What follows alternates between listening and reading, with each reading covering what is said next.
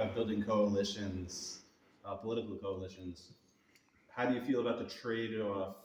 And this question is to both of you. How do you feel about the trade-off with getting unions on the side of like a housing compact, but as a result, you have to pay prevailing wages for new construction. All right. So, Let's see if you go first so you can academic answer. it's become really like it's become in New York. The trades have basically stopped building multifamily housing. There are no like New York used to be a union town. They are no longer competitive. The only trade you'll see on a multifamily site is typically elevators and maybe electricians.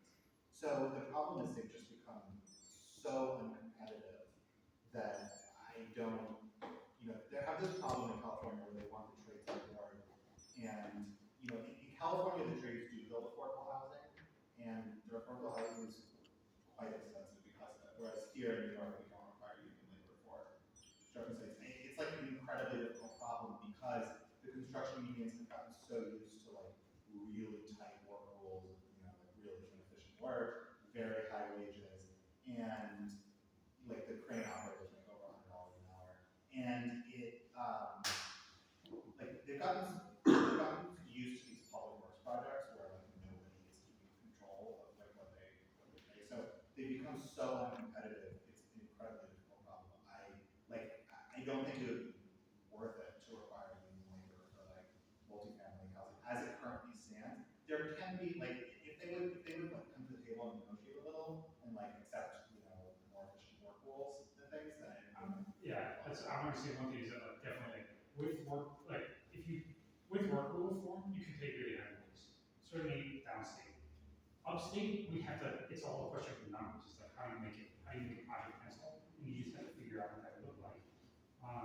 The other thing that's really interesting is both here in New York and in California, the carpenters are unions. The other building trades have not. But they're the lowest paid, like it's because like they can actually compete for these projects. Yeah. Whereas the other ones you can't.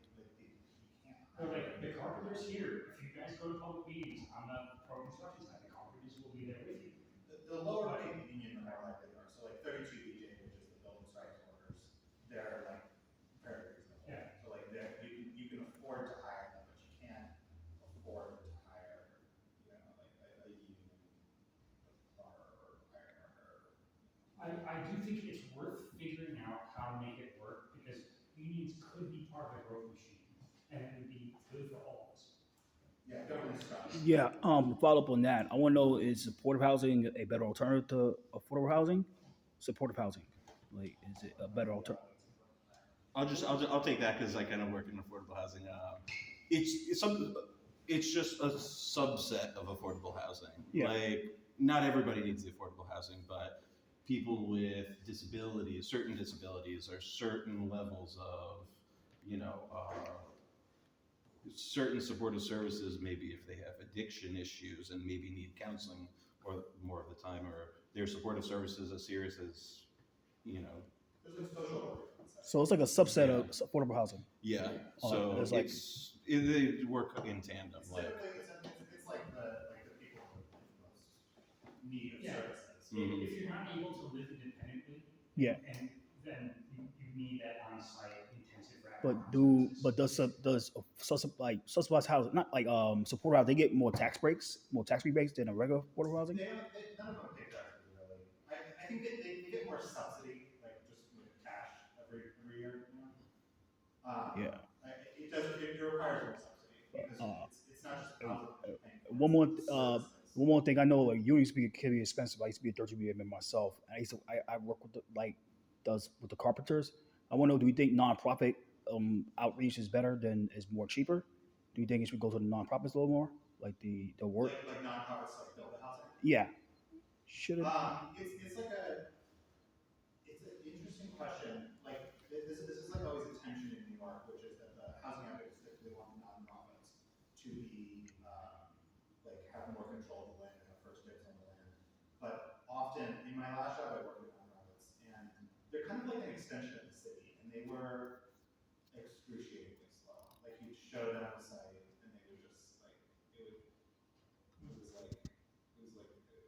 would forever to make it. I found that they weren't really that well run. In Europe, they seem to have like these like co-ops, and they seem to be better run. I don't exactly. I jokingly like to say if Paul Williams is running the social housing agency, then I support it.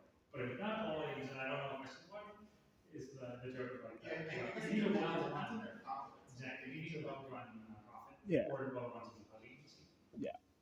All right, thank you. You mentioned something like replacing construction labor with capital. Like, my understanding of the history of that has been really, really difficult to bring a lot of capital to construction. We've been doing. I mean, like the brick is like a modular construction method. You know, like traditionally, you have people on the site like taking clay, you know, baking it in the sun. Whereas now we have factories that make bricks. So like we've been doing that gradually forever, and we will continue to do it. It's just like a matter of like contracts. The invention of the brick was very old. What is replacing with capital done in Lakewood? I mean, it's like panels. Now you have whole brick panels, more like cranes rather than people like manually hauling things up and down. In Europe, there's so much more of it. In Europe, there's like more panelized construction or construction factories. Trusses versus rafters.